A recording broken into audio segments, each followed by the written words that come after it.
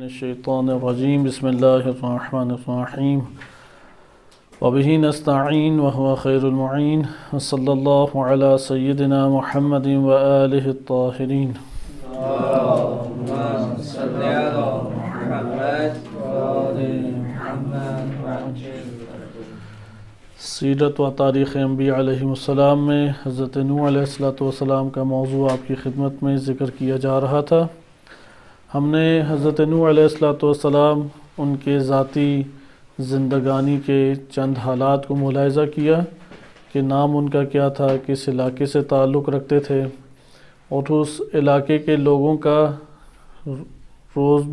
گزر یعنی روزگار ان کا کیا تھا، کیسے ان کی زندگی بسر ہوتی تھی، اس کو ہم نے مطالعہ کیا.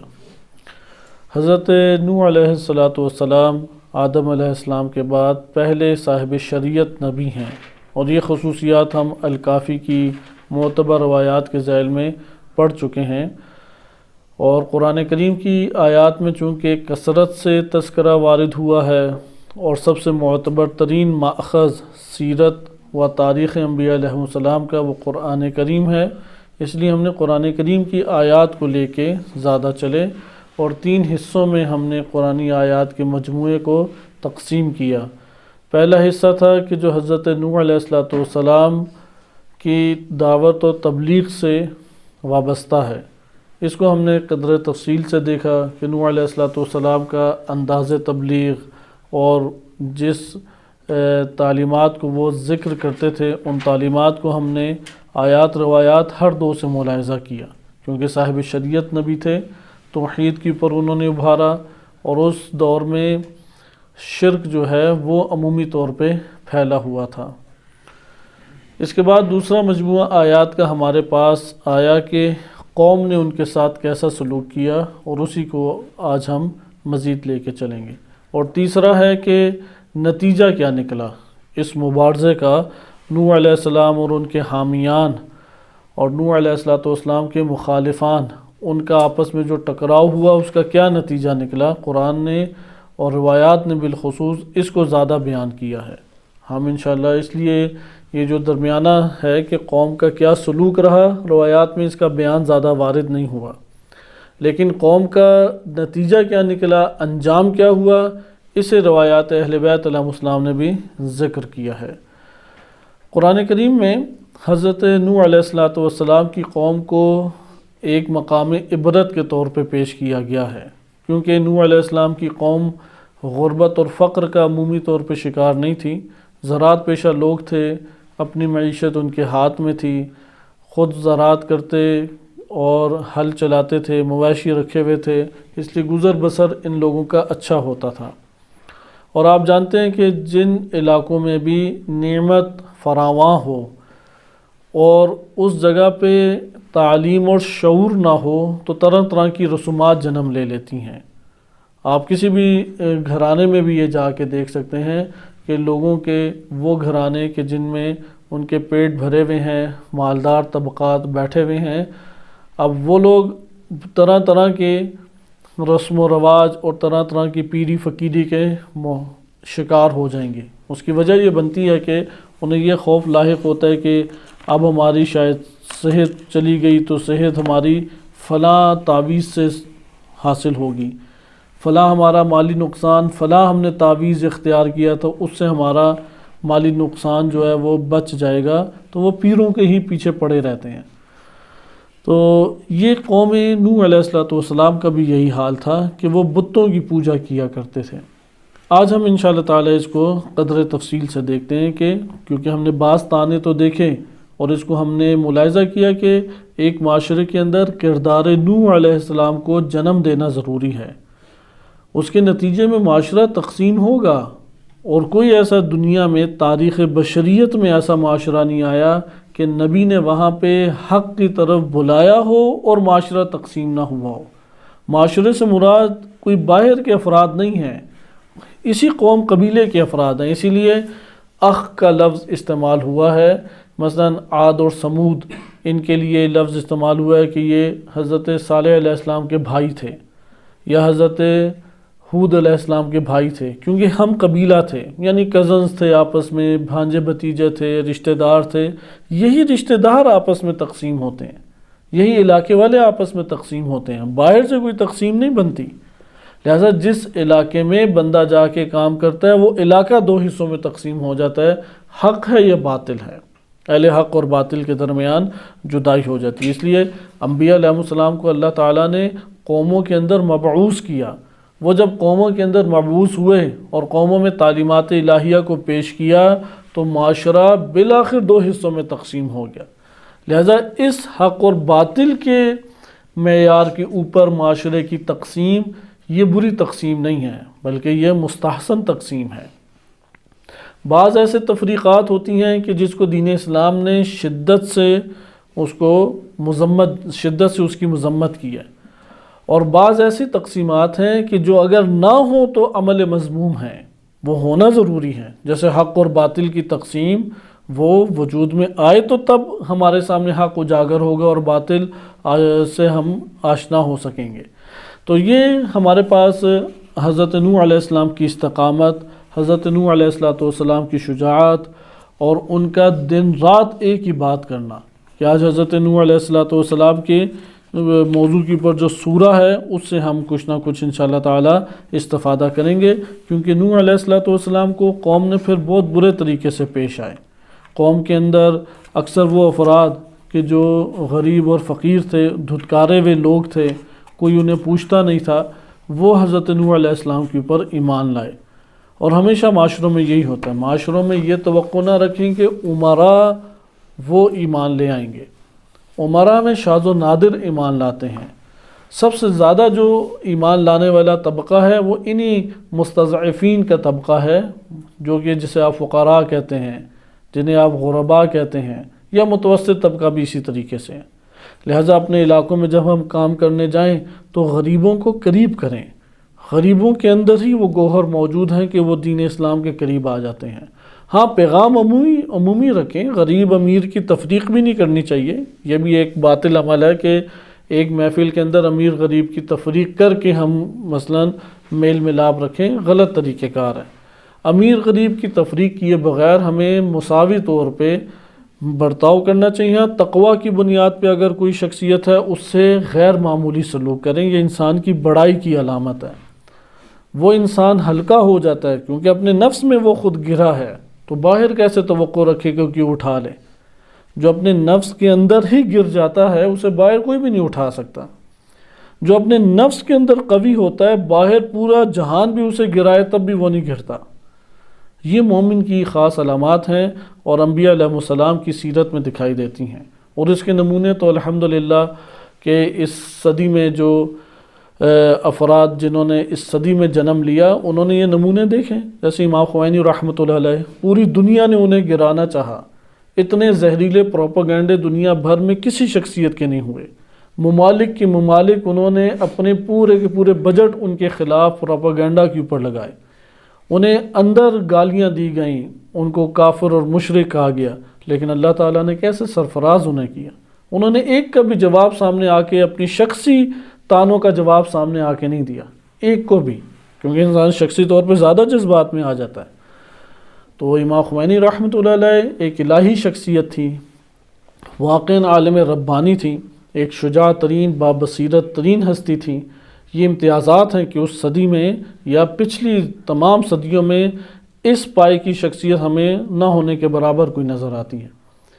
لہذا یہ نمونے ہمیں اپنی سیرت کو اور اپنے کردار کو درست کرنے کے لیے حتماً اختیار کرنے چاہیے۔ نوح علیہ السلام معاشرہ ان کا ایک بڑی تعداد میں موجود ہے، افراد موجود ہیں، مال و دولت ہے، لوگ جو ہیں وہ قبائل کی صورت میں رہتے ہیں، مل جل کے رہتے ہیں، کیونکہ جہاں پہ مل جل کے رہیں وہاں پہ یہ زیادہ انسان کو محسوس ہوتا ہے کہ یار اسے عزت دی جا رہی ہے، اسے عزت نہیں دی جا رہی۔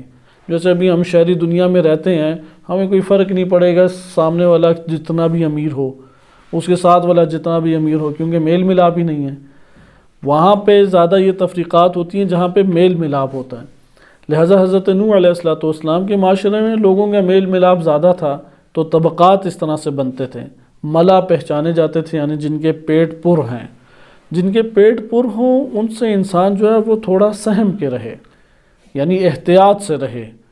عموماً ذہن میں جو نفس وسوسے پیدا کرتا ہے وہ یہ وسوسے پیدا کرتا ہے جس کا پیٹ بھرا ہوا ہے اس کے قریب ہو جاؤ، تمہیں بھی شاید نعمتیں مل جائیں گی۔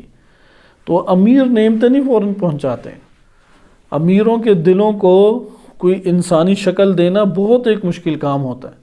ایسا بھی نہیں ان میں اولیاء الہی نہیں ہوتے، ان میں پاکیزہ افراد نہیں ہوتے، مومن نہیں ہوتے، ان میں مومن ہوتے ہیں تو ادارے چلتے ہیں، ان میں مومن ہوتے ہیں تو معاشروں میں دیگر امور چلتے ہیں، لیکن ایمان کے تقاضوں کو مد نظر رکھیں۔ اگر کسی میں ایمانی صفات ہیں، اگر کسی شخص میں ایمانی کردار موجود ہے، اس کے خود اپنے آپ کو قریب لے جائیں۔ اس سے انسان اندر سے بڑا ہوتا ہے، اپنی پرورش ہوتی ہے، اپنے آپ کو عزت میسر آتی ہے۔ لیکن اگر ایک بندہ ہے کہ جو اہل ایمان نہیں ہے، اس کے قریب لے کے جائیں گے تو وہ بالآخر انسان کو گرا دے گا، بالآخر انسان کی ذلت کا باعث بن جائے گا۔ لہذا قرآن کریم نے اخلا، خلیل کی جمع اخلا بیان کیا، دوستوں کو بھی خلیل ہوتے ہیں نا، بڑے قریبی دوست۔ تو قرآن نے ذکر کیا ہے کہ اس دن جو ہیں وہ قریبی دوست ہی ایک دوسرے کے دشمن بنے ہوئے ہوں گے کہ اس نے مجھے ڈبویا، اس نے مجھے ڈبایا، فلاں نے مجھے لے کے آ گیا، وہ انہی سے نفرت کریں گے، انہی سے برات کریں گے۔ لہذا خالی دوستیوں کا ایک تعلق، معاشرے کے اندر ایک عام تعلق، کیونکہ خاندانوں میں قریبی تعلق ہوتا ہی ہے، ہر کوئی اپنے خاندان میں زیادہ سکون محسوس کرتا ہے، ان سے قربت کا ایک احساس زیادہ پاتا ہے، طبع انسانی ہے۔ حضرت نوح علیہ السلام ان کی شخصیت کیسی تھی اس معاشرے کے اندر؟ اس لیے ان کی شخصیت سے انسان اپنے وجود کی درستگی کے لیے ایک اثر لیں۔ ہم اپنے معاشروں میں اسی طریقے سے رہنے کے لیے قدم آگے بڑھائیں، کیونکہ معاشروں کے اندر حق بلند کریں گے تو سلوک ویسا ہی ہوگا، مگر یہ کہ آپ کو قوت میسر آ جائے، اللہ کی مدد میسر آ جائے۔ اور الحمدللہ ابھی اتنے برے حالات نہیں ہیں جتنے قوم نوح کے تھے، ابھی بہت بہتر صورتحال ہمارے علاقوں کی بہتر موجود ہے، لیکن اس کے باوجود اہل باطل طبقہ موجود ہے۔ اہل باطل کو آپ یہ نہ سمجھیں کہ وہ آپ کے مددگار بن جائیں گے، دشمن بالآخر، کیونکہ دنیا ایک مصیبت کی جگہ ہے، آزمائش کی جگہ ہے۔ اللہ نے آدم کو پہلے نہیں اتارا لیکن دشمن پہلے بنایا۔ آپ غور کریں نا انسان کی خلقت کے اوپر، پہلے زمین پہ آدم آئے یا پہلے دشمن خلق ہوا؟ دشمن پہلے خلق ہوا۔ اس لیے انسان توقع نہ رکھے کہ اس کی زندگی دشمن کے بغیر گزر سکتی ہے، وہ مر جائے گا دشمن اس کا رہے گا، وہ دوبارہ حشر ہو جائے گا تب بھی دشمن رہے گا۔ اس لیے قرآن نے عدو کو جنت جہنم آخر تک بیان کیا ہے۔ دشمن سے انسان عاری نہیں ہو سکتا، دوست اور دشمن انسان کے رہیں گے۔ حضرت نوح علیہ السلام کی استقامت بہت مہم ہے، بہت مہم۔ حضرت نوح علیہ السلام نے دن رات ایک کر کے تبلیغ کی۔ ابھی تو ہمارے آس پاس افراد چھٹ جائیں، کوئی ہماری حوصلہ افزائی کرنے والا نہ ہو، کوئی بات سننے والا نہ ہو، تو تب آپ اپنے اندر جائزہ لیں اور پھر ایک اس عظیم نبی خدا و رسول خدا کی آپ ہستی کو دیکھیں کتنی بلند تھی، کہ ایک معاشرے میں لوگ اپنے کانوں میں انگلیاں ڈال لیتے تھے۔ انسان کو بہت زیادہ توہین محسوس ہوتی ہے، آپ کسی سے بات کر رہے ہیں، وہ نفرت سے چہرہ بناتے ہیں، کانوں کے اندر انگلیاں گھسا دے، تو انسان کے دل کے اندر سے کیا حالت ہوتی ہے؟ تو نوح علیہ السلام صبر کرتے، پھر ان کے پاس جو ملنے آتا اس کو نصیحت کرتے۔ اس لیے نصیحت کا دروازہ کبھی بند نہیں کرنا چاہیے۔ انسان چونکہ جب کسی دوسرے کو نصیحت کرتا ہے حقیقت میں اپنے آپ کو نصیحت ہوتی ہے۔ تو نوح علیہ السلام کی یہ روش تھی کہ دن ہو یا رات ہو، وہ بتوں کے خلاف بول رہے ہیں، طواغیت کے خلاف بول رہے ہیں، وہ پیغام حق کو بلند کر رہے ہیں۔ یہ طرز اگر کوئی اختیار کرے اس کے انصار معاشرے میں حتماً پیدا ہوتے ہیں، دشمن تو ہوتے ہی ہوتے ہیں، ممکن نہیں ہے کہ انصار پیدا نہ ہوں۔ اور جو نیوٹرل زندگی بسر کرتا رہتا ہے، اس کا جو سمجھتا ہے میرا کوئی دشمن نہیں ہے، تو حقیقت میں وہ اپنے آپ سے دشمنی کر رہا ہوتا ہے، اس کا کوئی دوست نہیں ہے، وہ سارے کی ساری دشمنی، کیونکہ اس کا دشمن اس نے اپنے آپ کو ہی دشمن بنا لیا، جو اپنے آپ کو سمجھتا ہے میں تو نیوٹرل ہوں، میں تو ایک سائڈ پہ زندگی بسر کرنے والا ہوں، میرا کسی سے کیا تعلق، میرا نہ کسی سے لینا دینا نہ کچھ ہے۔ یہ اپنے آپ کا دشمن ہے، اس نے اپنے آپ کو ہی اپنا دشمن بنا لیا۔ لہذا نوح علیہ السلام کی زندگی معاشرے کے اندر کیسے تھی کہ اپنے خود مختار زندگی بسر کرتے تھے، استقلال سے زندگی بسر کرتے تھے، وظیفوں پہ لوگوں کی زندگی بسر نہیں کرتے تھے، لوگوں سے اصلاً ایک روپیہ یا آپ کہہ لیں کہ ایک آنا بھی مانگنے کے لیے آمادہ نہیں تھے، اپنے ہاتھوں سے کماتے تھے جیسا روکھا سوکھا بھی ہو۔ لہٰذا یہ سیرت کا نقطہ ہمارے لیے بہت مہم ہے کہ ہم اپنے علاقوں میں منتقل ہوں تو یہ ذہنی پلاننگ نہ کریں یا فلاں کو تو اس نے دیا، فلاں کو تو اس نے دیا۔ اللہ تعالیٰ نے کس کے لیے کیا دروازے کھولے ہیں یہ ہمارے علم میں نہیں ہے۔ ہم اگر کسی کے ساتھ اللہ نے کسی کو نعمت سے آزمایا ہے تو اس کی طرف لالچ بھری نگاہوں سے دیکھنے کے لیے لگ جائیں، یہ تو اللہ تعالیٰ کے اوپر اس کا بھروسہ کرنا درست نہ ہوا، کیونکہ اس کے اس عمل سے اس کے پاس مال نہیں آ جائے گا۔ وہ لمبی لمبی گاڑیاں اور خوبصورت گاڑیوں کی طرف نگاہ کرنے لگ جائے، اس سے وہ گاڑی میں بیٹھ ہی نہیں جائے گا، اپنے آپ کو ہی تکلیف دے گا۔ وہ اونچے اونچے گھروں کو دیکھنے لگ جائے، اپنے آپ کو تکلیف دے گا، اس سے تو اونچے گھر حاصل نہیں ہو جائیں گے۔ وہ امیروں کی پوجا کرنا شروع کر دے، امیروں سے دھتکارے گا، اس سے نفرت کرے گا، اور چار جو ہیں وہ آنے پکڑا دے گا فقراء کی طرح۔ لہذا اللہ کو رازق مان لے، اللہ پہ توکل کرے اور اپنے ہاتھوں کی کمائی کے اوپر اکتفا کرے۔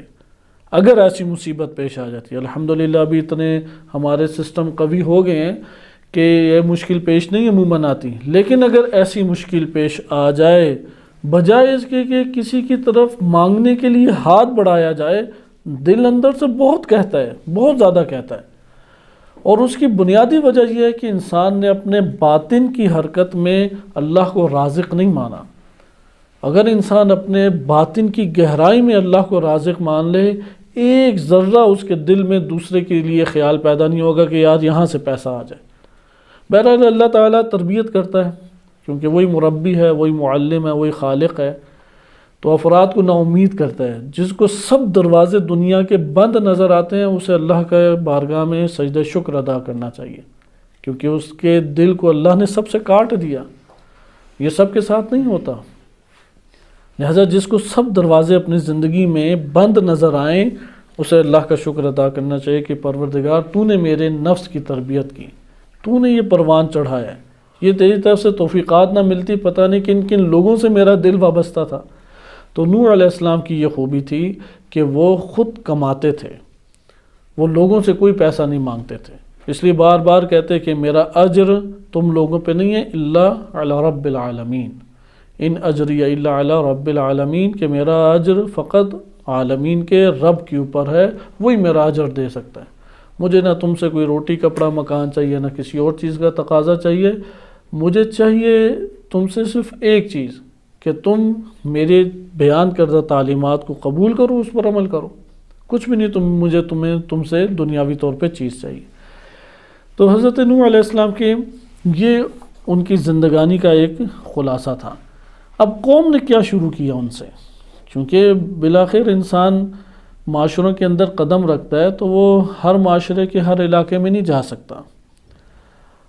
جس طرح انبیاء علیہ السلام تھے، جو صاحب شریعت نبی ہوتا تھا اس کی شریعت کی ترویج کرتے تھے۔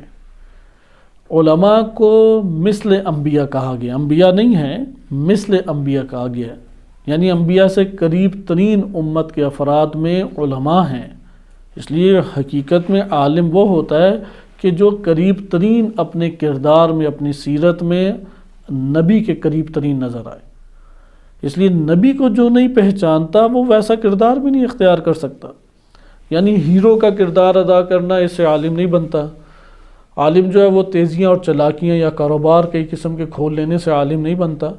عالم وہ بھی نہیں بنتا کہ جس نے حوض علمیہ میں جا کے داخلہ لے لیا اور امامہ پہنا ہو یا ٹوپی پہنی ہو، یہ اصلاً عالم کی تعریف کہیں پہ بھی نہیں آئی، نہ اسے آیات عالم کہتی ہیں نہ روایات عالم کہتی ہیں۔ یعنی امامہ یا ٹوپی یا لباس یہ عالم نہیں ہے، اس کو ہمیں ذہن نشین کرنا چاہیے۔ یعنی عوامی دین یہ ہے کہ یہ عالم ہے۔ اب ایک بندہ اندر سے عوامی دین نہ ختم کرے، کہتا رہے نہیں جی عالم تو وہی ہوتا ہے، انہوں نے تو 20 سال پڑھا ہے، انہوں نے تو 10 سال پڑھا ہے، تو وہ عالم نہیں ہے۔ عالم وہ شخص ہے کہ جس کے پاس علم ہے، اللہ تعالیٰ علم عطا فرماتا ہے۔ مثلا میثم تمار تھے، وہ کاروبار کرتے تھے، لیکن صاحب اسرار رازدار امیر المومنین علیہ السلام تھے۔ اسی طریقے سے دیگر بزرگان ہیں، مثلا قمبر ہیں، وہ غلام تھے امام علی علیہ السلام کے، لیکن صرف صاحب رازدار تھے، رازدار اسرار امیر المومنین ان کے پاس تھے۔ تو خلاصہ کلام کہ نوح علیہ السلام کی سیرت کو پہچانیں۔ بالفاظ دیگر کہا جاتا ہے کہ ہر انسان، کیونکہ علماء قریب ترین مشابہ ہیں، اس بات کو اپنے ذہن میں بہت ہمیں ابھارنا چاہیے کہ مشابہ ترین ہستی کائنات کے اندر انبیاء سے وہ عالم ہے۔ اس لیے عالم کے اندر جھلک انبیاء علیہ السلام کے کام اور کردار اور استقامت اور اس کی ہونی چاہیے۔ انبیاء علیہ السلام کا طریقہ کار کیا تھا؟ وہ عزت دارانہ زندگی بسر کرتے تھے، فقیرانہ زندگی نہیں، یعنی فقیر سے مراد سائل اور بھیکاری نہیں تھے، بھیک نہیں مانگتے تھے۔ اسی طریقے سے انبیاء علیہ السلام وہ اپنی کمائی کے اوپر اکتفا کرتے، بے شک تھوڑی ہو، فرق نہیں پڑتا۔ اس لیے بعض پیشے ہیں روایات اہل بیت علیہ السلام میں وارد ہوا، تمام انبیاء کے پیشے رہے ہیں۔ ان میں سے ایک ہے چرانا، غلہ بانی جسے کہتے ہیں، یعنی مویشی رکھنا، انہیں چرانا۔ اسی طریقے سے ایک کھیتی باڑی ہے، کیونکہ مستغنی کرتی ہے، آپ آبادی سے دور لے جاتے ہیں جانوروں کو، مشغول رہتے ہیں، تھوڑا سخت کام بھی ہے انہیں سنبھالنا، ہر روز ایک روٹین رکھنا اور ان کا اہتمام کرنا۔ لیکن آپ دیکھیں کتنی مخلوقات سے وابستہ ہیں، کتنے نظارے اللہ تعالیٰ کی خلقت کے کر رہے ہیں۔ اسی طرح کسان ہے، وہ جہاں پہ اسے لوگوں سے بے نیاز کرتا ہے اور اپنے ہی ہاتھ کی کمائی کے اوپر اسے قصب حلال کے اوپر گزارا کرتا ہے، وہاں دوسرے لوگوں کے بھی رزق کا باعث اللہ تعالیٰ اسے بناتا ہے۔ خلاصہ کلام کہ نوح علیہ السلام معاشرے میں ایک عام فرد کی طرح زندگی بسر کرتے تھے، اپنے لیے نہ کوئی خصوصی پروٹوکول چاہتے تھے، نہ کوئی خصوصی ایسا مکان، محل، گاڑی، بنگلہ کہ جس سے وہ پورے معاشرے میں جدا نظر آئیں۔ اصلاً ان کا تقاضا نہیں تھا اور کسی نبی کا تقاضا نہیں رہا۔ حتیٰ نبی صلی اللہ علیہ وسلم کے بارے میں وارد ہوا ہے کہ جب وہ بیٹھے ہوتے تھے تو ایک محفل کے اندر، تو باہر سے آنے والا نہیں جان سکتا تھا کہ اس پوری حکومت کا سربراہ کون ہے اور ایک عام بندہ کون ہے۔ لباس کے اعتبار سے کوئی نمایاں جگہ اپنی محفل میں نہیں کرتے تھے، ہاں درس دینا ہوتا تو ایک حلقہ بنا لیتے تھے۔ تو انبیاء علیہ السلام کی زندگی سادہ تھی۔ سادہ زندگی سے نہیں کہتے کہ گندے مندے کپڑے پہنے ہوں، کنگھی سر پہ کبھی کی نہیں ہے، منہ ہاتھ 4 دن میں ایک دفعہ صابن سے دھو لیا، یہ سادہ زندگی نہیں ہوتی، یہ تو بدون نظافت زندگی ہے۔ انبیاء علیہ السلام نظافت کا، پاکیزگی کا بہت خیال رکھتے تھے، ہر روز مسواک، کئی مرتبہ مسواک کرتے تھے، کئی مرتبہ اپنے چہرے کو دھوتے تھے، وضو کی حالت میں رہتے تھے۔ صاف ستھرے کپڑے پہننا یہ ہے سادگی۔ رنگ برنگے، چمکیلے، مہنگے ترین یہ کپڑے درست کپڑے نہیں ہیں۔ سادہ کپڑے پہنتے تھے اور سادہ کپڑوں کو خوشبو سے معطر کرتے تھے۔ تمام انبیاء کی سنت رہی ہے خوشبو۔ لہذا انسان اس سیرت نوح علیہ السلام سے ان نکات کو لے لے کہ زندگی گزارنے کا سلیقہ سیکھے۔ کہا جاتا ہے علماء میں کہ انسان جب 40 سال کا ہوتا ہے تو مبعوث ہو جاتا ہے، یعنی جو اس نے کمایا ہوتا ہے وہ آشکار اس کے وجود میں ہو جاتا ہے، کیونکہ نفس کے اندر کی ایک حرکت ہے۔ یہ مطلب تھوڑا طولانی ہے، کسی مورد میں انشاءاللہ بیان کیا جائے گا کہ ہمارا نفس مسلسل ایک حرکت میں ہے، حرکت میں نشو نما ہے۔ اگر حرکت نہیں ہے تو نشو نما نہیں ہے، یہ ذہن نشین کرنا چاہیے۔ حرکت ہے تو نشو نما ہے، لیکن یہ جو حرکت ہے، حرکت جب ہوتی ہے تو قدم آگے بڑھتے ہیں۔ صراط مستقیم کی تفسیر میں بعض اساتذہ یہ مطلب بیان کرتے ہیں کہ صراط مستقیم باطنی طور پہ آپ کی حرکت کا نام ہے، قدموں سے تو کہیں نہیں صراط مستقیم پہ چلتے، صرف زبان سے اعتقادات کا اظہار کرنا صراط مستقیم تو نہیں ہے۔ اہدنا الصراط المستقیم صراط الذین انعمت علیہم روز انسان ہر نماز میں اسے پڑھتا ہے کیونکہ اس کی ضرورت ہے۔ اس کی بنیادی وجہ یہ ہے کہ انسان کا نفس 2 راہوں میں سے ایک راہ کے اوپر ہے، یا راہ مستقیم کے اوپر اس کی حرکت ہے اندرونی، یا راہ گمراہی کے اوپر ہے، راہوں کو اس نے گمراہ کر دیا۔ بالفاظ دیگر انسان سو رہا ہو تو اس کے نفس کی حرکت مان پڑ جاتی ہے، رک جاتی ہے، ایسا نہیں ہے۔ انسان خیالوں میں ڈوبا ہو، اس کی حرکت رک جاتی ہے، ایسا نہیں ہے۔ انسان سوچوں میں 2-4 ہو، کاموں میں مشغول ہو، نفس کی حرکت ہے۔ اسی کو حرکت جوہری سے تعبیر کیا مولا صدر رحمۃ اللہ علیہ نے، کیونکہ انہوں نے جوہر کے لیے حرکت کو ثابت کیا۔ آپ جس کو جوہر قرار دے دیں گے اس میں حرکت ہے، نفس جوہر ہے۔ بہرحال یہ اصطلاحی دنیا ہے، لیکن سادہ الفاظ میں آپ سمجھ لیں۔ میں آپ کو ایک آسان مثال دیتا ہوں۔ آپ اگر مثلا تنہائی میں بیٹھے ہوئے ہیں، ظاہراً کوئی کام نہیں کر رہے، خاموش بیٹھے ہیں، زمین کی طرف دیکھ رہے ہیں، آپ کا نفس حرکت میں ہے یا نہیں؟ یقیناً حرکت میں ہے۔ اب وہ حرکت میں خیالات میں امور انجام دے رہا ہے یا نہیں؟ ممکن ہے کہ خیالات میں کسی سے لڑ رہا ہو، ممکن ہے کہ خیالات میں کوئی غلط کام کر رہا ہو، ممکن ہے خیالات میں بیٹھ کے وہ سوء ظن کر رہا ہو، ممکن ہے خیالات میں کسی سے مفاد کے لیے منصوبے بنا رہا ہو کہ میں یہ کروں گا، وہ کروں گا، فلاں کروں گا، اتنے دن یہاں گزاروں گا، اتنے دن فلاں یہ کام کروں گا۔ یہ اس کی حرکت ہے اصل میں۔ یہ جو اس کا اندر گزر بسر ہو رہا ہے، یہ کیا ہے؟ یہ نفس کی حرکت ہے۔ اگر وہ مسلسل اسی کو انجام دیتا ہے تو جس کو اندر انجام دے رہا ہے، مثلا وہ اندر لالچ کو انجام دے رہا ہے، نفس اس کا لالچی بن جائے گا۔ وہ اندر حسد کو انجام دے رہا ہے، حسد بن جائے گا۔ وہ اندر شہوت کو انجام دے رہا ہے، نفس اس کا شہوانی ہے اندر سے۔ وہ بزدلی کو انجام دے رہا ہے، وہ سوء ظن کو انجام دے رہا ہے۔ اب انسان نے سستی ہے، کاہلی ہے، کام نہ کرنا ہے، دوسروں سے جھگڑنا ہے، سوء ظن پیدا کرنا، غلط فہمی پیدا کرنا، اندر چوری چکاری کی ریاضتیں کرنا، یہ ساری گمراہ راہیں ہیں۔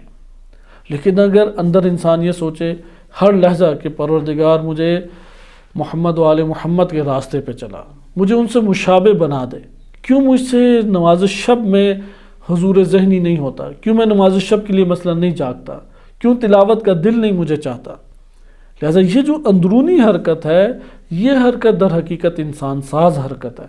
لہٰذا حرکت مسلسل ہے، ایک لحظے کے لیے بھی انسان کی حرکت ختم نہیں ہوتی، زندہ ہو، مردہ ہو، بے ہوش ہو، ہوش میں ہو، نفس اس کا حرکت میں ہے مسلسل۔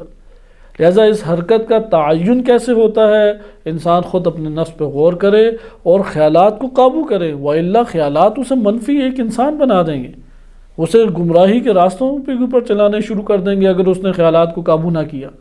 اور یہ وجہ کہ علماء بار بار اس کے اوپر درس دیتے ہیں، خیالات کو قوی کرنے والی چیزوں سے اجتناب کریں۔ اب تو ایک لسٹ لمبی ہوگی، پہلے تو وسائل اس دنیا کے اندر ٹیکنالوجی زیادہ بڑی بھی نہیں تھی، اب تو موبائل ہے، لیپ ٹاپ ہے، فلمیں ہیں، ڈرامے ہیں، کلپس ہیں، داستانیں ہیں، ناول ہیں، دوستوں کی گپ شپ ہے، لطیفے ہیں، یہ سارے خیالات کو قوی کرتے ہیں۔ اس لیے آپ دیکھیں گے فیس بک کو بس دیکھ رہے ہیں، ہر گند بلا اس کے اندر خشک و تر موجود ہے۔ اب وہ اس کو دیکھ رہا تو کیسے شکار نہ ہو، پھر وہ سمجھے کہ میری حرکت مثبت چلے گی، وہ تو اس نے حرکت اپنی خود منفی رکھی۔ لہذا قرآن کریم میں آپ سورہ تکویر کے اوپر غور کریں تو اذا قورت واذا الشمس قورت واذا النجوم انکدرت، آپ یہ پوری ترتیب دیکھیں، پھر کیا ہے کہ علمت نفس ما احضرت، یعنی تمام آیات گزارنے کے بعد جو اصل موضوع کیا بیان کیا قرآن کریم نے کہ نفس وہ حاضر کر دے گا جو اس نے اندر پایا تھا، وہ حرکت نے جو اسے جنم دیا ہوا تھا وہ احضرت حاضر نفس کر دے گا اپنے سامنے، اسے یعنی پائے گا آنکھوں کے سامنے۔ لہٰذا یہ مطلب جب ہمارے لیے حل ہوا، حضرت نوح علیہ السلام معاشرے کے اندر اس بنیادوں کے اوپر بندگی کو وجود دینا چاہتے تھے بالفاظ دیگر۔ یعنی یہ بات اس طرح نہیں ہے کہ میں نے تو نماز پڑھ لی خود، میں نے تو روزہ رکھ لیا، یعنی ان دو باتوں میں فرق کرنا ہمارے لیے ضروری ہے۔ اگر ان دو باتوں میں فرق نہ کیا تو نبیوں کا قوموں کے اندر مبعوث ہونا ہمیں کبھی بھی سمجھ نہیں آئے گا۔ بالفاظ دیگر صراط مستقیم کے اوپر چلنا فردی کام ہے یا اجتماعی کام؟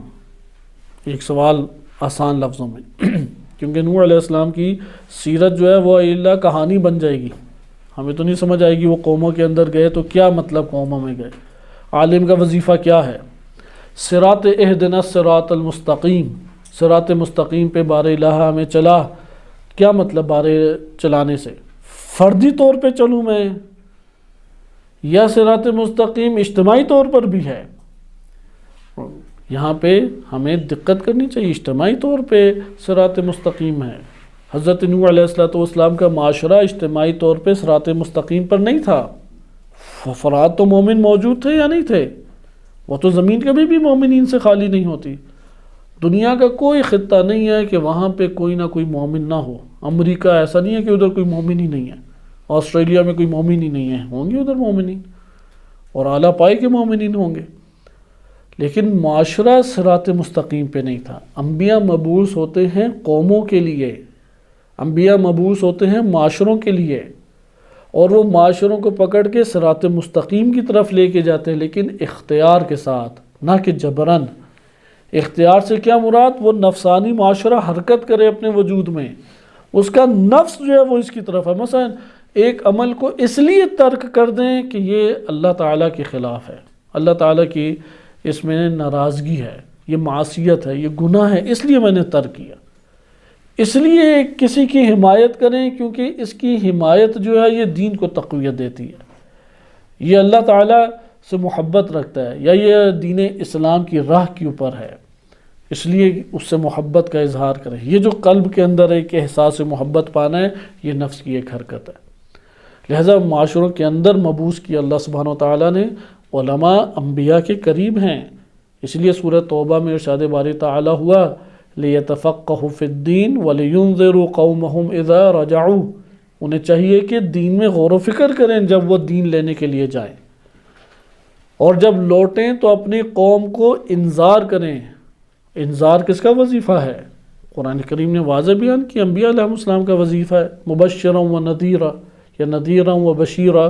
قرآن کریم میں یہ کلمات نبی صلی اللہ علیہ وسلم کے لیے بھی وارد ہوئے، اس لیے انبیاء قریب ہیں۔ اب یہاں سے آپ نوح علیہ السلام سے ایک اور سلیقہ سیکھیں، یہ سلیقہ ہماری مستقبل کی پلاننگ کے لیے بہت اہم ہے۔ ہمیں نہیں پتہ کہ خداوند متعال نے ہمیں کس علاقے کے لیے مثلا قرار دیا یا کیا تدبیر اللہ تعالیٰ نے کیا ہے، نہیں معلوم، لیکن یہ ہمیں معلوم ہے کہ ہم اس انداز میں جس جگہ پر بھی منتقل ہوں اس انداز میں زندگی بسر کریں کہ جیسے نوح علیہ السلام زندگی بسر کرتے تھے۔ مثال کے طور پہ جیسے یہ میں نے اب ان دو باتوں کو آپ جوڑیں، پہلی بات یہ ہے کہ انبیاء سے سب سے قریب کون ہونا چاہیے؟ عالم ہونا چاہیے، عادات، گفتار، رفتار، عقائد، نظریات، عمل، ہر لحاظ سے۔ نمبر 2، انبیاء علیہ السلام کا وظیفہ تھا انذار، عالم کا وظیفہ کیا ہونا چاہیے؟ انذار۔ اس لیے وہ اپنے وجود کی گہرائی کے اندر، کیونکہ حرکت نفسانی مہم ہے، آپ کا ایک کنبہ ہے، بیوی بچے ہیں، آپ بیوی بچوں کو مد نظر رکھتے ہوئے کسی جگہ تبلیغ کے لیے پلان کرتے ہیں، آخر ان بیوی بچوں کا آپ کے رازق کون ہے حقیقت میں؟ اللہ کی ذات۔ رب کون ہے؟ اللہ کی ذات۔ رب کون ہوتا ہے؟ کہ جو تدبیر کرتی ہے اپنے مربوب کے لیے، تو تدبیر تو اس کی ذات نے کرنی ہے، رزق اس نے دینا ہے۔ اب آپ اپنے نفس کے اندر جو تدبیر کر رہے ہیں وہ تدبیر آپ کے نفس سے تعلق رکھتی ہے، باہر آپ جو تدبیر کریں گے ہمیشہ کامیاب نہیں رہتی۔ یہ تو آپ اپنی زندگی میں دیکھتے ہی ہیں کہ آپ بہت سارے کام کرنا چاہتے ہیں، بھاگ دوڑ کرتے ہیں، کوشش کرتے ہیں، جان مارتے ہیں، نتیجہ وہ نکلتا ہی نہیں ہے اس کے مطابق، کیونکہ آپ کی تدبیر وہ ہمیشہ کامیاب نہیں ہو سکتی۔ وہ مشیت کے مطابق ہو تو ٹھیک ہے، مشیت الہی غالب ہے، لیکن اس جگہ جس نے پلاننگ ایسی کی کہ بیوی بچوں کو پہلے دیکھا اور پھر وظیفہ تبلیغ کو دیکھا، اس کے نفس کے اندر کس انسان نے جنم لیا؟ کیونکہ علمت نفس ما احضرت یا ما قدمت، جو اس نے پایا وہی نفس ظاہر کرے گا۔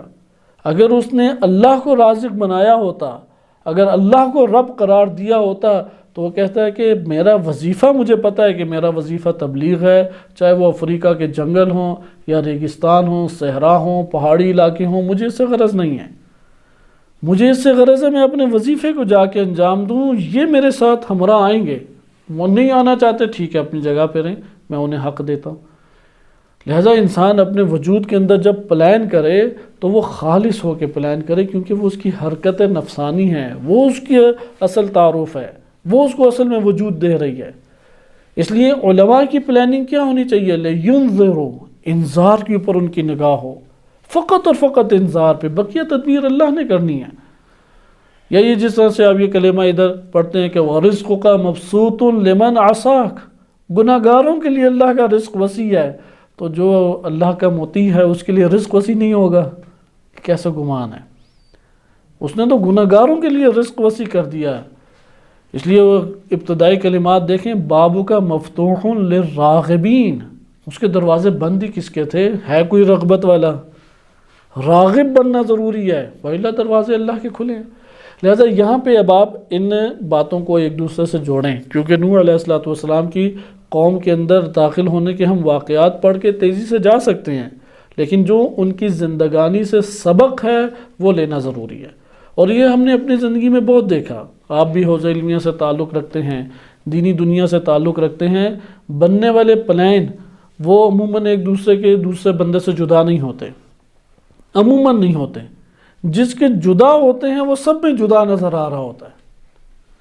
یعنی آج کے دن بھی طلاب کے اندر جو انبیاء علیہ السلام کی طرح اپنے لیے پلان رکھتا ہے، تدبیر کرتا ہے، انذار کو مد نظر فقط رکھتا ہے، قربانی دینا چاہتا ہے اپنے گھر بار کی، اپنی شخصیت کی، اپنے مال دولت عزت سب کی قربانی اللہ کی راہ میں دینا چاہتا ہے، آپ کو اس کی پلاننگ سے ہی اندازہ ہوگا، اس کی باتوں سے اندازہ ہوگا، وہ آپ کو جداگانہ طور پہ نظر آئے گا۔ عموماً افراد کیا پلان کر رہے ہوتے ہیں؟ وہ اپنی شخصی زندگی کا ہی پلان کر رہے ہوتے ہیں، میں یہ کر لوں، میں فلاں کر لوں، یہ میرا گھر اس طرح سے صحیح ہو جائے، اتنے میرے پاس اموال آ جائیں، میری فلاں مشکل حل ہو جائے۔ یہ پلان انسان کو دنیا دار بنا رہا ہے، یعنی اندر سے اس کا حرکت نفسانی جو ہے اس نے اس کو کاملاً ایک دنیا دار بنایا ہوا ہے، وہ باہر والوں کے لیے دیندار ہے۔ یہ ہے وہ منافقانہ چہرہ، یہ ٹوٹنا چاہیے۔ سیرت انبیاء نہیں پڑھیں گے یہ منافقانہ چہرہ کبھی بھی نہیں ٹوٹ سکتا، ناممکن ہے کہ ٹوٹ جائے۔ انبیاء علیہ السلام بہت خالص تھے، یعنی ہم اگر آج بھی آپ بیان کریں نا نوح علیہ السلام کا یہ جملہ، دعوت قومی لیلا و نہارا، میں نے اپنی قوم کو دعوت الہی دی دن اور رات بھی۔ آپ ذرا ایک دن بھی اپنے گھر میں ہی دیکھیں تو وہ ہاتھ جوڑ کے آپ کے پیچھے پڑ جائیں گے کہ بھائی اب تو کھانے کا ٹائم ہے، یہ موضوع تبدیل کر دو، اب تو سونے کا ٹائم ہے، موضوع تبدیل کر دو۔ نوح علیہ السلام نے موضوع تبدیل نہیں کیا، ان کا ایک موضوع رہا، اور وہ موضوع ہے کہ بندگی خدا، صراط مستقیم پہ چلنا۔ لہذا اس کو اب لیں کہ اندر کی پلاننگ کو ہمیشہ مخلصانہ رکھیں، باہر کیا ہوتا ہے ہمیں نہیں پتہ۔ یعنی ضروری نہیں ہے کہ جس بندے نے اپنے اندر اپنے آپ کو خطرات میں ڈالنے کا ہی ہمیشہ پلان بنایا وہ خطرے میں ڈل جاتا ہے، نہیں، ضروری نہیں ہے، وہ تو خطرے میں نہیں ڈلتا۔ خطرے میں وہ ڈل جاتے ہیں کہ جنہوں نے اپنے وجود میں ہمیشہ خطرے سے بھاگنے کا ہی پلان بنایا۔ یہ تو واقعات ہمارے سامنے زیادہ ہیں کہ عموماً وہی افراد اٹھائے جاتے ہیں، بعض اوقات ایسا ہوتا ہے وہی افراد اٹھائے جاتے ہیں کہ جنہوں نے ہمیشہ فرار کی پلاننگ کی اپنے وجود میں۔ اور خدا، یہ سید حسن نصر اللہ کے جملات ہیں، وہ کہتے ہیں میں زندگی میں ایک دفعہ قید خانے گیا ہوں، وہ بھی انقلاب اسلامی ایران آنے کے بعد ایئرپورٹ سے اترے تو کوئی شبہ لاحق تھا، انہوں نے سب کو ہی پکڑ لیا وہاں پہ، تو لبنانی اور عربوں کو الگ کیا، تو میں 4 دن وہاں ایک محبوس رہوں، وہی میرے لیے بڑے سخت دن تھے۔ وہ تو کبھی بھی نہیں اس میں دائرے میں آئے ان کی گرفتاری کے، حالانکہ جتنے خطرات سے پر زندگی سید حسن نصر اللہ حافظہ اللہ تعالیٰ کی ہے، شاید ہی اس وقت روئے زمین پہ اتنی خطرناک زندگی کسی کی ہو، کیونکہ وہ تمام کے تمام اپنی جوانی کی عمر میں ہی تمام اہم دستاویز ایران لانے لے جانے کا کام سید حسن نصر اللہ کا تھا، تمام اہم پیغام لانے لے جانے کا کام سید حسن نصر اللہ کا تھا۔ خود شیعوں نے وہاں پہ انہیں کتنی دفعہ گھیر کے مارنے کی کوشش کی، کئی دفعہ ان کے محاصرے کر لیے، اندھا دھند گولیاں چلائی، ان کے آس پاس ہی گولیاں لگتی رہیں۔ عمل والوں نے، وہ خود ان کے انٹرویو آپ پڑھیں تو اس میں انہوں نے تفصیلات بتائیں۔ ضروری نہیں ہے کہ انسان اندر خطرات کی پلاننگ بنائے تو باہر خطرات میں پڑ جاتا ہے، اندر فقر کی پلاننگ بنائے تو باہر فقر لاحق ہو جائے گا، کیونکہ رب اللہ کی ذات ہے، اس نے ہر بندے کی تدبیر کی ہے، اس تدبیر کے مطابق اس کے ساتھ وہاں پہ انجام پائے گا۔ لہذا نتیجہ یہ نکلا کہ عالم کا وظیفہ ہے تفقہ، غور و فکر نہیں کرے گا تو کون سا دین کمایا اس نے؟ اس لیے جو غور و فکر کرتا ہے حقیقت میں وہ عالم ہے، بے شک وہ حوزہ علمیہ سے تعلق نہ رکھتا ہو، بے شک امامہ نہیں پہنا، بے شک ٹوپی نہیں پہنی، غور و فکر کرتا ہے وہ عالم ہے، اور اس کا وظیفہ ہے لینذروا۔ وہ یہ نہ سمجھے کہ یار امامہ میں تو غور و فکر کیا، اب میں نے نفس میں چھپایا ہوا ہے کہ مجھے یہ معلومات ہیں، تو میں نے چونکہ نفس میں چھپائی بھی معلومات ہیں تو وظیفہ ان کا ہے کہ جو ٹوپی اور امامے پہنتے ہیں، نہیں، اس کا وظیفہ ہے کہ جس کے وجود کے اندر اللہ نے علم کو قرار دیا، لِيُنذِرُوا قَوْمَهُمْ اِذَا رَجَعُوا، یعنی رجوع کرو، واپس لوٹ کے حتماً آؤ۔ ایسا نہیں ہے کہ نسل در نسل قوم میں ہی گزرتی جائے، حتماً یعنی یہ سوچ اور پلاننگ ہونی ہی نہیں چاہیے انسان کے نفس میں کہ یار میں نے واپس نہیں جانا، جتنے خطرات ہوں واپس جانا چاہیے۔ لہٰذا واپس جائے، کیا کام کرے؟ انذار کرے قوم کو۔ اگر قوم کو انذار نہیں کرے گا تو اپنے نفس کے اندر اس نے غلط پلاننگ کی۔ جیسے روایات میں وارد ہوا ہے کہ اللہ نے رزق کا ایک ایک ذرہ معین کر دیا، ایک ایک ذرہ، کسی کو بھی اپنے رزق سے زائد نہیں ملتا یا کم نہیں ملتا، رزق اسے مل کے رہتا ہے۔ لیکن اگر اس نے جلد بازی کی اور حرام سے استفادہ کر لیا، حلال سے اتنا حصہ کٹ جاتا ہے۔ اب کیا پلاننگ، ہم اس رزق کے لیے کیا پلاننگ کریں؟ ہاں اگر نہ ہو تو پھر واجب ہے نان نفقہ پورا کرنا، واجب ہے اپنی جان بچانا، اس وجہ سے ہم باہر بھاگ دوڑ کریں گے، لیکن ملے گا کیا؟ جو اللہ تعالیٰ نے قرار دیا ہے۔ یعنی وہ موضوع الگ ہے کہ کسب حلال کرنا ضروری ہے، کسب رزق کرنا ضروری ہے، اس کا یہ مطلب نہیں ہے گھر ہاتھ پاؤں باندھ کے بیٹھ جائے۔ مراد یہ ہے کہ رزق ملے گا اتنا ہی جو اللہ تعالیٰ نے قرار دیا ہے۔ لہٰذا نفس کے اندر کی دنیا کو خالص رکھے، نفس کے اندر کی دنیا کے پلان ہمیشہ قوی رکھے، نفس کے اندر کی دنیا میں اپنے آپ کو دین کی خاطر استعمال ہونے کے لیے رکھے۔ جو دین کی خاطر استعمال ہونے کے لیے نہیں رکھتا، وہ حتماً و حتماً ذلت کے ساتھ دنیا کے لیے استعمال ہوتا ہے، حتماً و حتماً، کیونکہ اور کوئی مورد ہی نہیں ہے۔ مثلا یہاں پہ جو خدمات آپ دوست مثلا انجام دیتے ہیں، یہ انجام نہ دیں، پیسوں پہ دینا شروع ہو جائیں، پھر گالی بھی کھائیں گے، کریں گے کام، پھر ذلت بھی اٹھائیں گے، پھر پیسے بھی منہ پہ مارے جائیں گے، پھر اندر سے انسان کیونکہ تباہ ہو جاتا ہے، اندر سے برباد ہو جاتا ہے، پھر حرص کا مرض بھی ہے، اسے لالچ کا مرض بھی ہے، یعنی بہت ساری چیزیں ہیں جو نفسانی امراض ہیں۔ مثال کے طور پہ آپ کبھی سوچیں کہ ایک بندہ ہے، وہ وزیر اعظم یا صدر بن گیا، ایران کے اندر بھی یہ مسائل ہیں صدر صاحب کے، وہ صدر بن گیا، شہرت بھی اسے مل گئی، اس کا اٹھنا بیٹھنا بھی بڑے امیر کبیر لوگوں میں ہے، اس کو پوری دنیا بھی پہچانتی ہے، اس کے باوجود وہ قوم سے خیانت کرتا ہے۔ یعنی پیسہ اس قدر اس کے پاس زیادہ ہے کہ وہ کھاتا رہے، اس کی اگلی نسل بھی کھائے تو نہیں ختم ہوتا، وہ پھر بھی قوم کو لوٹتا ہے۔ یہ قوم کو لوٹ رہا کیوں ہے؟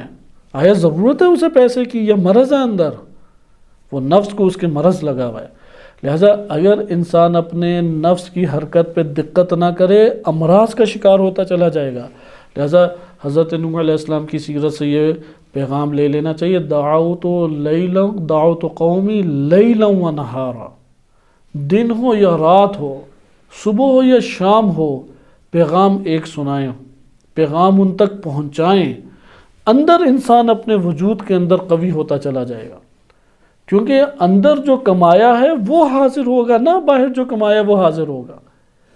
لہذا حضرت نوح علیہ السلام کی مانند اب جب آپ انذار کا وظیفہ انجام دیں گے تو یہ تو نہ سمجھیں گے انذار میں نے کیا تو جیسا امام خمینی رحمۃ اللہ علیہ کی گرد ساری کی ساری قوم اکٹھی ہو گئی اور وہ ہاتھ ہلاتے تھے، لوگ جو ہے وہ اندھا دھند ان کے اوپر لپکتے تھے، ہمارے ساتھ بھی ایسا ہوگا۔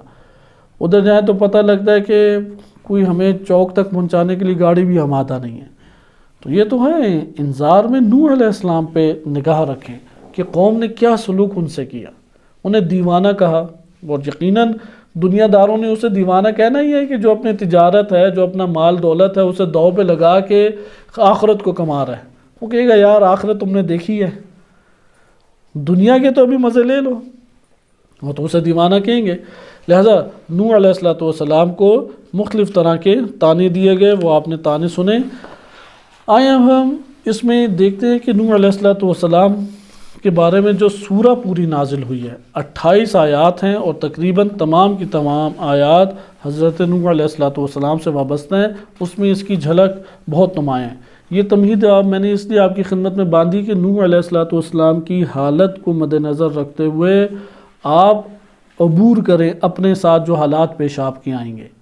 لہٰذا ممکن ہے کہ آپ کوئی اداری طور پہ چیز بھی بنا لیں، اپنے ہی ساتھ نہ دے رہے ہوں تو ٹھیک ہے، تب بھی رجوع اللہ کی بارگاہ میں کریں۔ نفس کو اندر سے کبھی بھی مجرم نہ بننے دیں، کیونکہ جو اندر سے نفس مجرم بن جاتا ہے وہ بیرونی طور پہ حتماً مجرم بن کے رہتا ہے، اور جس کا نفس اندر سے مجرم نہیں ہوتا، باہر پوری دنیا اس پہ تہمتیں لگاتی رہے، پوری دنیا تہمتیں لگاتی رہے، اللہ اس کی پاکیزگی کی گواہی اس دنیا کے اندر روشن کر دیتا ہے۔ اس حوالے سے قرآن کے بہت عجیب واقعات ہیں اور متعدد واقعات ہیں، یوسف علیہ السلام کے واقعات ہیں تا قیامت آنے والے، کیونکہ یوسف علیہ السلام پہ تہمت لگی تو اللہ کے عبد ہیں اور اللہ کے خاص بندے ہیں، اللہ نے تا قیامت آنے والے بشر کے لیے یوسف کا واقعہ زندہ کر دیا کہ ہر بشر آئے اور طہارت یوسف کی گواہی دے۔ جناب مریم علیہ السلام، ان پہ بہت ہی خطرناک تہمت لگی، اور تہمت لگی تو ان کا مذاق اڑانے والے دیندار طبقہ تھا۔ یوسف علیہ السلام کی دفعہ تو دنیا دار بادشاہ لوگ تھے۔ جناب مریم علیہ السلام کے اوپر کس نے تہمتیں لگائی؟ اس دور کے مراجع اور اس دور کے مجتہدین اور دین کے ٹھیکیداروں نے، جو شب و روز عبادات کرتے، روزے کی حالتوں میں رہتے تھے۔ تو مریم جب لے کے آئیں بچے کو تو انہوں نے کہا کہ نہ تمہاری ماں نعوذ باللہ باغی تھی اور نہ تمہارا باپ جو ہے وہ نعوذ باللہ بدکار تھا، یہ تم نے کیا کیا؟ اب وہ خاموش، اور وہاں پہ کیونکہ خداوند متعال کی طرف سے تعلیم تھی کہ گریہ وہاں پہ آنسو ان کے جاری ہیں، تو انہوں نے بچے کی طرف اشارہ کیا۔ جب بچے کی طرف اشارہ کیا تو سب نے کہے لگائے اور کہا کہ کیسے یہ بچہ بول سکتا ہے جو پنگوڑے میں ہو؟ تو تب اسی وقت عیسیٰ علیہ السلام کی آواز آئی، انی عبداللہ آتانی الکتاب، کہ میں اللہ کا عبد ہوں اور اللہ نے مجھے کتاب دی ہے۔ لہذا یہ یاد رکھیں کہ اگر اندر مجرم نہیں ہے تو باہر اللہ تعالیٰ جہان کے سامنے طہارت کو روشن کرتا ہے، اور اگر اندر مجرم ہے تو پھر تو قرآن کی آیات تکراری ہیں کہ وہ جب باہر آئے گا تو مجرم ہی ہوگا۔ اس لیے اللہ نے مبعوث کیا ہے، 40 کے بعد مبعوث انسان ہو جاتا ہے، اس لیے کمائی کا دور ہے، 40 سے پہلے کمائے اپنے وجود میں۔ پھر مبعوث ہونے کا طریقہ کیا ہے؟ انبیاء سے سیکھیں طریقہ، یہ بہت اہم ہے کہ انبیاء ایسے تھے کہ ایک علاقے میں کبھی، پھر دوسرے میں، پھر تیسرے میں، پھر چوتھے میں۔ یہ کون سی تبلیغ ہے؟ یہ ہماری کوئی کلچرل تبلیغ ہی ایسی ہے، کبھی ایک جگہ، پھر دوسری جگہ، پھر تیسری جگہ، کبھی چوتھی جگہ۔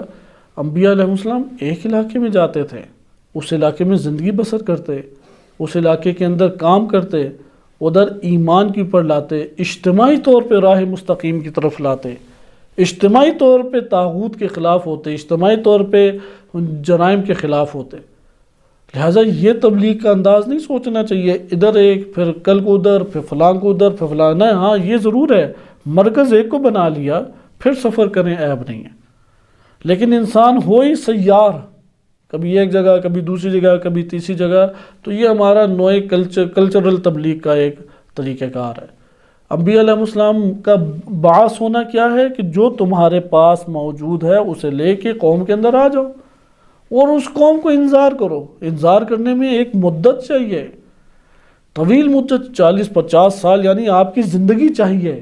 تو عالم کو اپنی زندگی اس کے اندر جہاں رکھنی چاہیے جہاں اس کے لیے رزق کے دروازے کھلے ہیں، جہاں زمین اس کے لیے آباد ہے، اور جہاں پہ اللہ تعالیٰ نے اسے پہنچا دیا۔ لہذا حضرت نوح علیہ السلام کے واقعہ آپ ہر نبی کی سیرت میں یہ دیکھیں گے۔ مثلا ادریس علیہ السلام آئے، ہم پیچھے پڑھ چکے ہیں، یونس علیہ السلام کے واقعہ پڑھ چکے ہیں، انہوں نے علاقوں کو چھوڑ کے کسی اور علاقوں میں چلے گئے یا اسی علاقے سے تعلق رکھا۔ لہذا انذار میں اس نقطے کو بہت اہمیت کا حامل رکھیں کہ آپ مرکز اپنے لیے ایک جگہ کو قرار دیں جب تبلیغ کے لیے جائیں، اسی جگہ کو آباد کریں، اسی جگہ پہ زندگی بسر کریں، وہی آپ کی شناخت کا باعث بن جائے۔ آج بھی نوح علیہ السلام عراق سے پہچانے جاتے ہیں، وہی باعث بن جائے آپ کے لیے۔ اس کے ہمراہ اگر آپ کسی جگہ پہ تبلیغات کے لیے عارضی طور پہ جاتے ہیں، عیب نہیں ہے، لیکن سیار تبلیغ نہیں ہے، وہ نتیجہ زیادہ نہیں دیتی، شہرت کا باعث بن جاتی ہے، بندوں کی تبدیلی کا باعث کبھی بھی نہیں بنتی۔ لیکن آپ ایک علاقے میں منتقل ہوں، 40-50 سال گزاریں، علاقہ تبدیل ہو جائے گا آپ کا۔ اس لیے اس نوع تبلیغ کو سیکھیں۔ آئیں اب سورہ نور کو ہم تیزی سے دیکھتے ہیں، کیونکہ یہ اہم نکات ہیں جو آپ کے سامنے پیش کیے گئے، اور اسی کے ضمن میں، بقیہ آیات کے ضمن میں انشاءاللہ ہمارے سامنے مسائل آتے ہیں، کیونکہ جب انسان ایک علاقے میں مسلسل رہتا ہے تو اسے فوراً وہاں پہ اپنے قدم جمانے کا موقع کبھی بھی نہیں ملتا، اور سب سے آسان انسان کے لیے تبلیغ کے لیے جگہ یا پہلی ذمہ داری اس کی اپنی ہی علاقہ ہے جہاں سے وہ آیا ہے، وہاں پہ اس کے لیے رہنا آسان ہے، وہاں پہ کام کرنا آسان ہے، اگرچہ مخالفت بڑے پیمانے پہ اس کے لیے ہوگی۔ آیت کا جو قرآن کریم کی اس سورہ ہے سورہ نوح،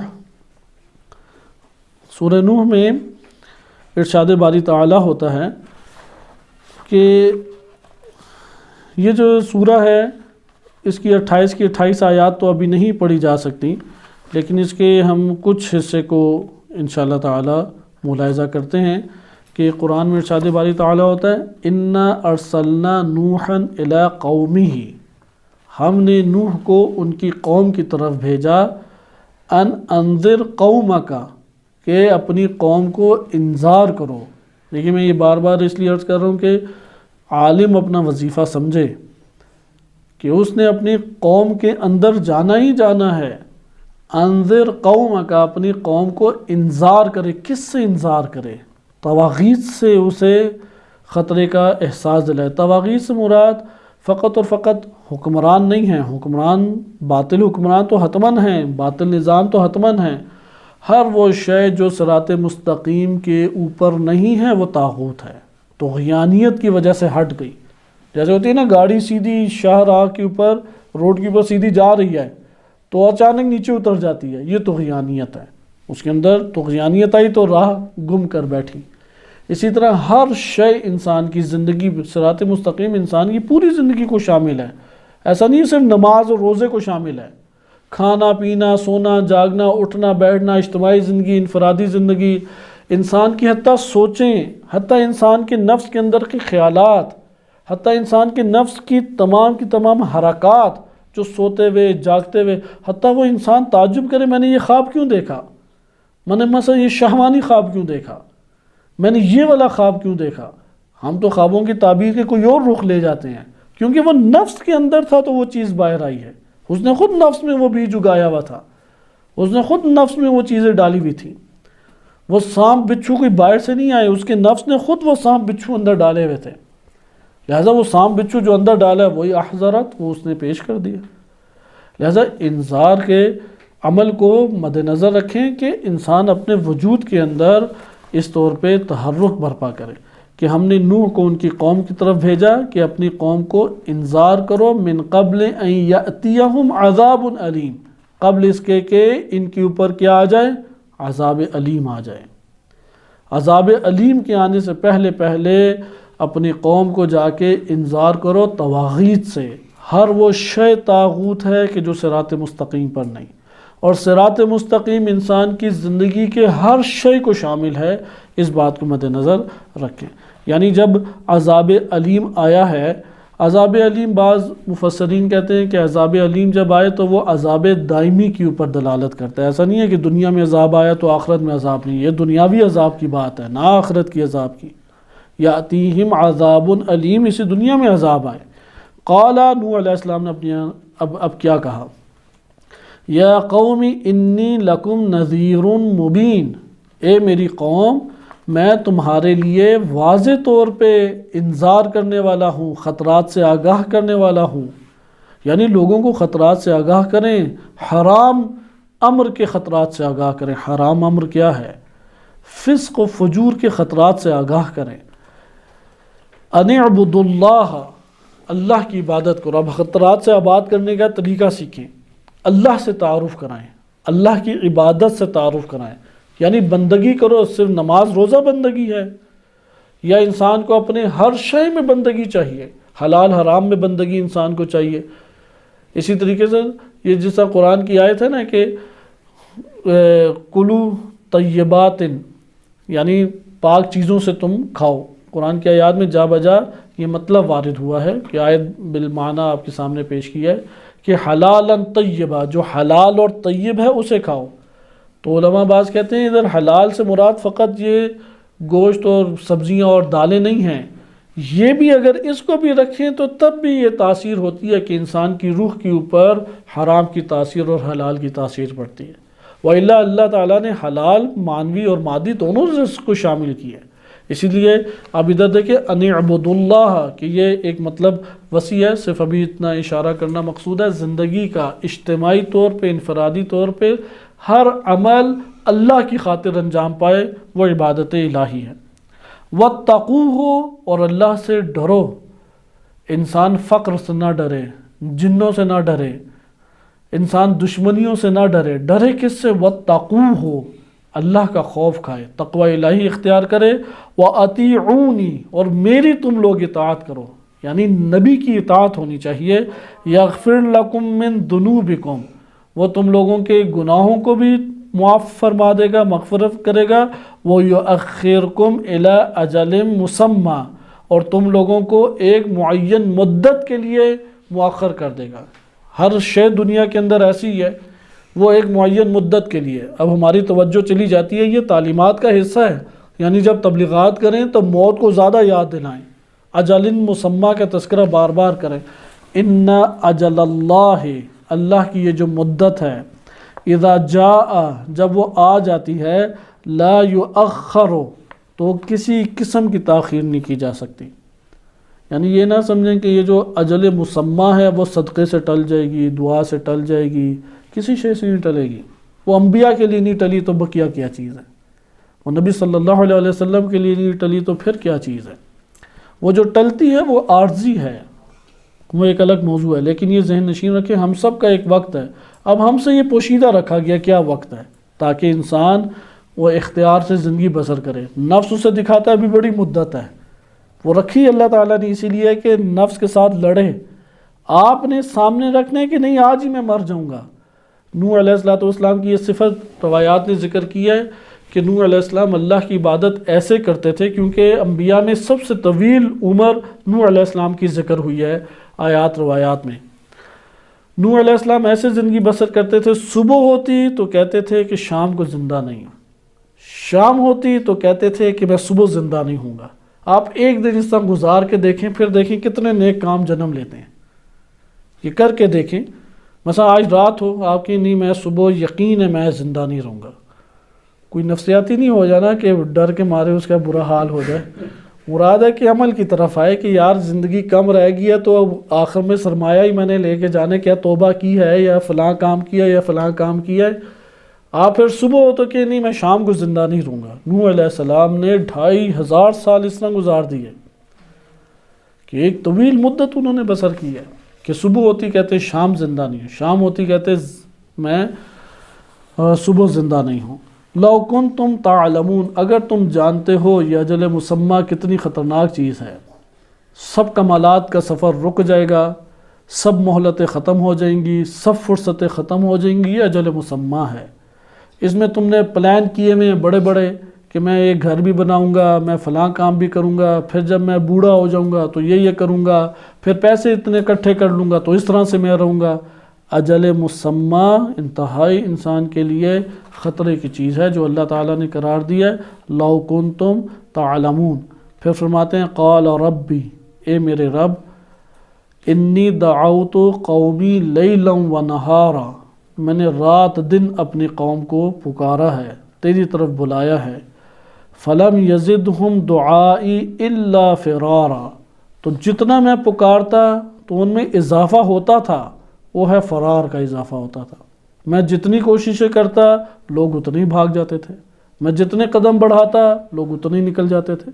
اب یہ قوم کا ادھر آپ نے رویہ دیکھا، کیونکہ ٹاپک ہمارا قوم کا رویہ تھا کہ بعض اوقات ایسا ہوتا ہے کہ قوم فرار کرتی ہے، وہاں پہ اللہ کی بارگاہ میں شکوہ رکھیں، نہ کہ وہ جگہ چھوڑ جائیں، نہ کہ حوصلے پست کر کے ادھر اپنے وظیفے سے ہٹ جائیں، نہیں، لیلا و نہارا اس کو جاری رکھا جائے۔ انشاءاللہ بقیہ نکات اگلے درس میں ملاحظہ کریں گے۔ صلی اللہ علیہ سیدنا محمد و آلہ الطاہرین۔